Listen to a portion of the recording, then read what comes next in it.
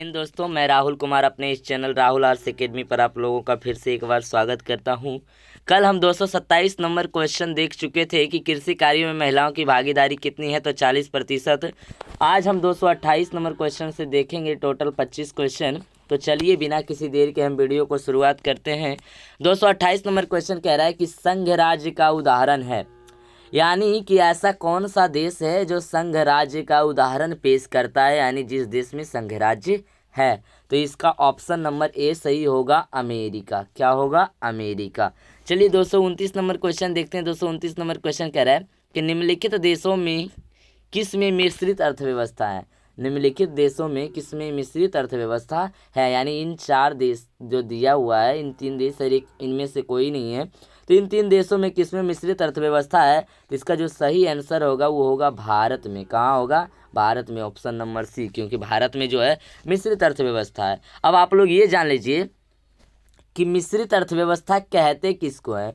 तो वैसी अर्थव्यवस्था जो ना ही समाजवादी हो ना ही पूंजीवादी हो, बल्कि इन दोनों का मिश्रण हो। इन दोनों का मिश्रण हो वो कहलाता है मिश्रित अर्थव्यवस्था। क्या कहलाता है? मिश्रित अर्थव्यवस्था। चलिए 230 नंबर क्वेश्चन देखते हैं। 230 नंबर क्वेश्चन कह रहा है कि बिहार के किस जिले की प्रति व्यक्ति आय सर्वाधिक है।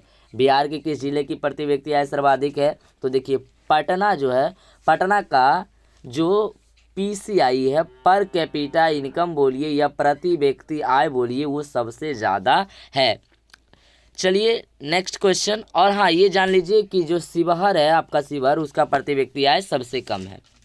231 नंबर क्वेश्चन कह रहा है कि गैर संस्थागत वित्त प्रदान करने वाला सबसे लोकप्रिय साधन है, यानी कि ऐसा कौन सा साधन है जो गैर संस्थागत वित्त प्रदान करता है। देसी बैंकर? जी नहीं। व्यापारी? जी नहीं। सहकारी बैंक? जी नहीं। एक आपका जो है ये महाजन, ये आपको गैर संस्थागत है और बहुत ही ज़्यादा लोकप्रिय साधन है, आम लोगों के बीच लोकप्रिय है, क्योंकि महाजन से सारे लोग जितने भी है वो कर्ज लेते हैं। चलिए नेक्स्ट क्वेश्चन देखते हैं। 232 नंबर क्वेश्चन, इनमें कौन आर्थिक विकास क्षेत्रों से संबंधित नहीं है। इन चारों में से कौन सा जो है आर्थिक विकास क्षेत्र से संबंधित नहीं है। कृषि क्षेत्र प्राथमिक क्षेत्र है, उद्योग क्षेत्र द्वितीय क्षेत्र है, सेवा क्षेत्र आपका तृतीय क्षेत्र है, लेकिन ये जो सहकारी क्षेत्र है ये कोई क्षेत्र नहीं है। तो ऑप्शन नंबर डी इसका सही आंसर होगा। 233 नंबर क्वेश्चन देखते हैं। 233 नंबर क्वेश्चन कह रहा है कि इनमें कौन बहुराष्ट्रीय कंपनी है। इनमें कौन बहुराष्ट्रीय कंपनी है, तो अब बताइए बहुराष्ट्रीय कंपनी कहते किसको, ये पहले जान लीजिए कि बहुराष्ट्रीय कंपनी कहते किसको है।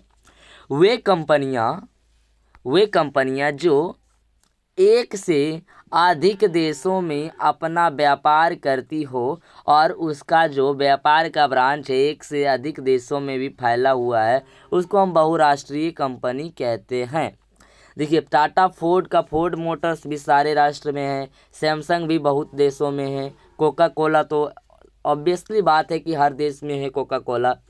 तो अब देखिए कोई ऐसा बचा है जो कि किसी एक देश में पर्टिकुलर हो, तो जी नहीं। तो इसलिए इसका आंसर होगा इनमें से सभी। ऑप्शन नंबर डी, इनमें से सभी। 234 नंबर क्वेश्चन देखिए। 234 नंबर क्वेश्चन कह रहा है कि स्वर्णाभूषणों की शुद्धता को सुनिश्चित करने के लिए कौन सा चिन्ह आवश्यक है। स्वर्णाभूषणों मतलब कि सोना का जो आभूषण होता है, सोना का जो आभूषण होता है उसके शुद्धता को सुनिश्चित यानी तय करने के लिए किस चिन्ह का प्रयोग किया जाता है, तो ऑप्शन नंबर बी सही होगा, हॉलमार्क। किसका प्रयोग कहते हैं? हॉलमार्क का प्रयोग करते हैं।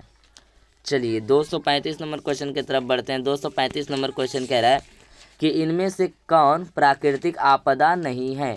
इनमें से कौन प्राकृतिक आपदा नहीं है। चलिए देखिए, तो पहले हम ये जान लेते हैं कि प्राकृतिक आपदा किसको कहते हैं। आपदा किसको कहते हैं ये पहले जान लीजिए। आपदा का अर्थ सीधा सीधी अर्थ होता है, आपदा का अर्थ होता है कि, एक सेकेंड, आपदा का अर्थ होता है कि कोई भी परिस्थिति में, मतलब विषम परिस्थिति जो आप बोल सकते हैं, विपत्ति जिसको बोलते हैं। तो प्राकृतिक विपत्ति कौन है, तो देखिए विपत्ति, प्राकृतिक विपत्ति कौन है। वह विपत्ति या वह आपदा जो प्राकृतिक जनित हो, मतलब कि प्राकृतिक में स्वाभाविक होते रहती हो या वैसी घटना जो प्राकृतिक में हमेशा स्वतः होते रहती है खुद ब खुद, उसे कोई मानव नहीं उत्पन्न करता है, उसको हम प्राकृतिक आपदा कहते हैं। तो इनमें कौन है? देखिए, क्या सुनामी अपने आप नहीं होता है? बिल्कुल होता है। बाढ़ अपने आप नहीं होता है? बिल्कुल होता है। कि कोई ऐसा थोड़ी ना है कि कोई मोटर पंप चला के बाढ़ ला देगा, बिल्कुल नहीं होगा। भूकंप कोई थोड़ी ना धरती को हिलाता है पकड़ के, ऐसा तो नहीं है। लेकिन ऑप्शन नंबर सी, आतंकवाद, ये जो है ये आपका प्राकृतिक आपदा नहीं है। क्योंकि जब तक कोई भी नक्सली या कोई भी आतंकवादी, जब तक वो मानव हमला नहीं करेगा, तब तक वो आतंकवाद की घटना या आतंकवाद का आपदा नहीं होगी। तो ऑप्शन नंबर सी सही है। 236 नंबर क्वेश्चन देखते हैं। 236 नंबर क्वेश्चन कह रहा है कि निम्नलिखित में किस नदी को बिहार का शोक कहा जाता है? तो देखिए, ये बहुत ही ज़्यादा इम्पोर्टेंट है और बहुत ईजी है कि कोसी नदी को बिहार का शोक कहते हैं। बिहार का शोक क्यों? क्योंकि ये कोसी जो नदी है हमेशा बिहार को डुबो देता है, यानी बाढ़ में बिहार को डुबो देता है। तो आपको 2-3 चीज़ याद रखना है। जैसे देखिए, बिहार का शोक कोसी नदी कहेगा। वेस्ट बंगाल या पश्चिम बंगाल का शोक किसको कहते हैं? तो उसका होगा दामोदर नदी। क्या होगा? दामोदर नदी। अगर आपको कहेगा कि बताइए चीन का शोक किसको कहा जाता है? तो चीन का शोक कहा जाता है हुआंगहो नदी को। किसको कहते हैं? हुआंगहो नदी।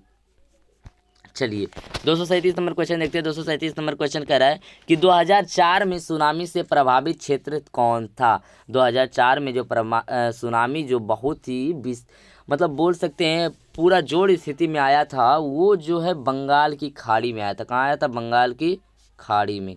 ऑप्शन नंबर इसका जो है डी सही होगा।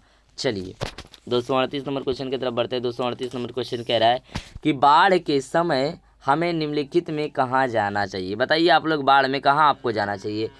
गांव के बाहर? बिल्कुल नहीं। क्या खेतों में? बिल्कुल नहीं। जहाँ हम हैं उसी स्थान पर रहना चाहिए? बिल्कुल नहीं।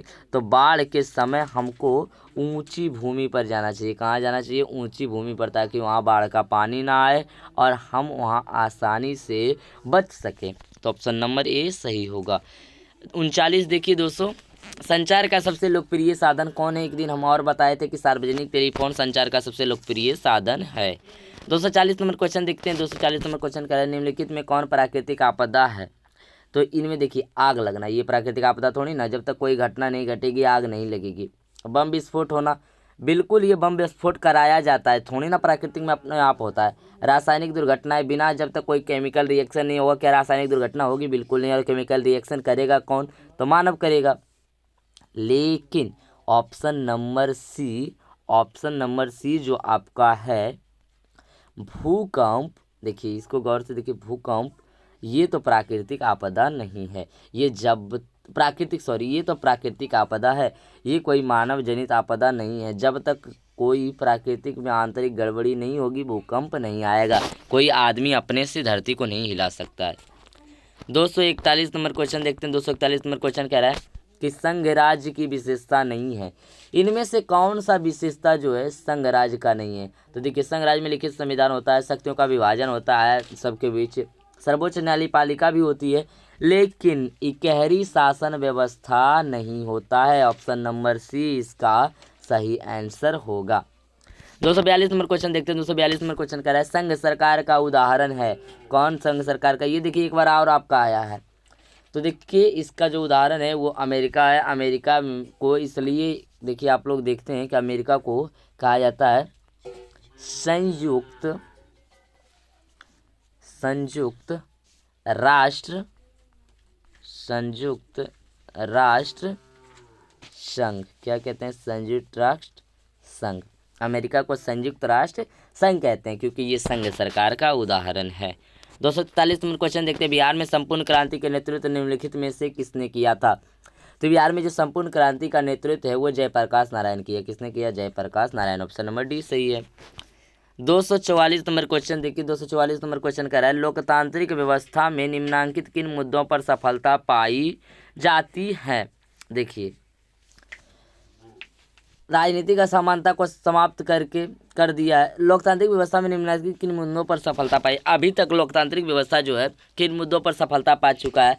तो 244 नंबर देखिए क्या कह रहा है, राजनीतिक असमानता को समाप्त कर दिया। बिल्कुल नहीं हुआ है।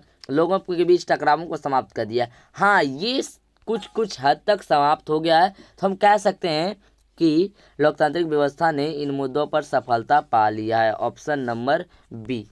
चलिए ऑप्शन नंबर बी है, लोगों के बीच टकरावों को समाप्त कर दिया है। 245 नंबर क्वेश्चन देखिए, सुदूर संवेदी उपग्रह रिमोट सेंसिंग उपग्रह का प्रयोग किस लिए होता है? तो सुदूर संवेदी उपग्रह का प्रयोग संसाधनों को खोज के लिए होता है, संसाधनों को ही खोज के लिए। तो आपको ये क्वेश्चन एक तरह से और पूछ सकता है कि बताइए संसाधनों के खोज के लिए किस उपग्रह या किस रिमोट सेंसिंग उपग्रह का प्रयोग होता है? तो सुदूर संवेदी उपग्रह। किसका प्रयोग होगा? सुदूर संवेदी उपग्रह। फिलहाल इसका आंसर जानिए, संसाधनों की खोज के लिए। ऑप्शन नंबर सी करेक्ट है। 246 नंबर क्वेश्चन देखते हैं। 246 नंबर क्वेश्चन कह रहा है कि निम्न में कौन भूकंप का सर्वाधिक संवेदनशील नगर है? निम्न में कौन भूकंप का सर्वाधिक संवेदनशील नगर है? तो देखिए चेन्नई जो है भूकंप का सर्वाधिक संवेदनशील नगर है। संवेदनशील मतलब कि बहुत ही कम मात्रा में भी भूकंप वहाँ आ सकता है, कि हमेशा बहुत ही देखा जाता है कि जल्द जल्द ही भूकंप का झटका वहाँ महसूस हो सकता है। यानी चेन्नई में सबसे ज़्यादा भूकंप आता है इन तीनों के अपेक्षा। 247 नंबर क्वेश्चन देखिए। 247 नंबर क्वेश्चन कह रहा है कि निम्न में से किसे पिछड़ा राज्य कहा जाता है? तो आप लोगों को बखूबी पता है कि हमारा बिहार इसमें बहुत ही मस्त रिकॉर्ड बनाया हुआ है। सॉरी, बुरा मत मानिएगा, हकीकत बात है कि बिहार जो है पिछड़ा राज्य है। 248 नंबर क्वेश्चन देखते हैं। 248 नंबर क्वेश्चन कह रहा है कि भारत में वित्तीय वर्ष कौन कहा जाता है? सॉरी, इसको मिटाते हैं, कौन नहीं होगा, एक सेकेंड। भारत में वित्तीय वर्ष किसे कहा जाता है? यहाँ होगा कौन के जगह पर किसे। भारत में वित्तीय वर्ष किसे कहा जाता है? तो भारत का वित्तीय वर्ष जो है वो कहा जाता है आपका 1 अप्रैल से 31 मार्च तक। कब से कब? 1 अप्रैल से 31 मार्च तक। काउंट कावर को विक्टर इमैनुअल ने किस पद पर नियुक्त किया? ये बहुत ही ज़्यादा आपका VVI क्वेश्चन है ऑब्जेक्टिव के नज़रिए से, क्योंकि ये बहुत बार पूछा गया है कि काउंट कावर को विक्टर इमैनुअल ने किस पद पर नियुक्त किया। तो इसका जो सही आंसर होगा वो ऑप्शन नंबर सी होगा कि काउंट कावर को विक्टर इमैनुअल ने प्रधानमंत्री के पद पर नियुक्त किया। 250 नंबर क्वेश्चन देखिए। 250 नंबर क्वेश्चन कह रहा है कि रक्त एवं लौह की नीति का अवलंबन किसने किया था? रक्त एवं लौह की नीति का अवलंबन आपका बिस्मार्क ने किया। किसने किया? बिस्मार्क ने। आप ये भी ध्यान रखिएगा कि आपको ये भी पूछ सकता है कि रक्त एवं लौह की नीति किसने शुरू किया? तो बिस्मार्क। या ये भी पूछा जा सकता है कि बिस्मार्क ने किस नीति का अवलंबन किया? तो यह होगा आपका रक्त एवं लौह की नीति का। रक्त एवं लौह की नीति का। 251 नंबर क्वेश्चन देखते हैं। 251 नंबर क्वेश्चन कह रहा है कि साम्यवादी शासन का पहला प्रयोग कहाँ हुआ था? तो साम्यवादी शासन का पहला प्रयोग हुआ था रूस में। कहाँ हुआ था? रूस, रसिया। नेक्स्ट क्वेश्चन 252 नंबर क्वेश्चन देखते हैं। 252 नंबर क्वेश्चन कह रहा है कि बोल्शेविक क्रांति कब हुई? बोल्शेविक क्रांति कब हुई? ये आपका जो है 1 नंबर में भी पूछा गया था। जब हम उड़ान 750 शुरू किए थे तो उसमें भी पहला क्वेश्चन था कि बोल्शेविक क्रांति कब हुई थी। तो इसका जो सही आंसर होगा वो होगा नवंबर 1917, या इसी को अक्टूबर क्रांति भी कहते हैं, क्योंकि हम बताए थे जूलियन कैलेंडर और ग्रेगोरियन कैलेंडर। जो नहीं देखे वो जाके उड़ान का पहला वीडियो देखिए, हम वहाँ बहुत ही बखूबी से समझाए हुए हैं कि क्यों इसको अक्टूबर और नवंबर की क्रांति कहते हैं। तो चलिए इसी के साथ आपका आज का वीडियो समाप्त हुआ। आप लोग इसी तरह वीडियो में बने रहें जिससे कि आप लोग का टोटली 750 क्वेश्चन कवर हो सके। और आप लोग सिर्फ क्यूज खेलने के उद्देश्य से इस क्वेश्चन को ध्यान नहीं देखिएगा, आप लोग डेली क्वेश्चन को याद करते जाइए, जिससे आपका SST सामाजिक विज्ञान का गारंटेड है कि एक भी प्रश्न आपसे मिस नहीं होगा ऑब्जेक्टिव में 750 क्वेश्चन में से। तो चलिए इसी के साथ हम वीडियो को समाप्त करते हैं। आप लोग वीडियो में बने रहें, और जो नए यूजर हैं उनको यही कहना चाहेंगे कि आप लोग इस वीडियो को लाइक करें, जिससे हम भी मोटिवेट होते रहें, और प्लस में चैनल को आप सब्सक्राइब कर लें। ये हम आप ही के लिए बोल रहे हैं ताकि आपको ऐसे यूजफुल वीडियो हमेशा मिलता रहे, और आप लोग इस चैनल पर रह के अपना बिहार बोर्ड 2023 मैट्रिक का तैयारी कर सकें। और जैसा कि हम कल बताए हुए ही थी कि क्रैश कोर्स बहुत ही जल्द शुरू होगा, तो आपका क्रैश कोर्स भी बहुत जल्द शुरू कर दिया जाएगा। तो आप लोग चैनल सब्सक्राइब किए हुए रहेंगे तो ही आपको फ़ायदा है। चलिए, जय हिंद, जय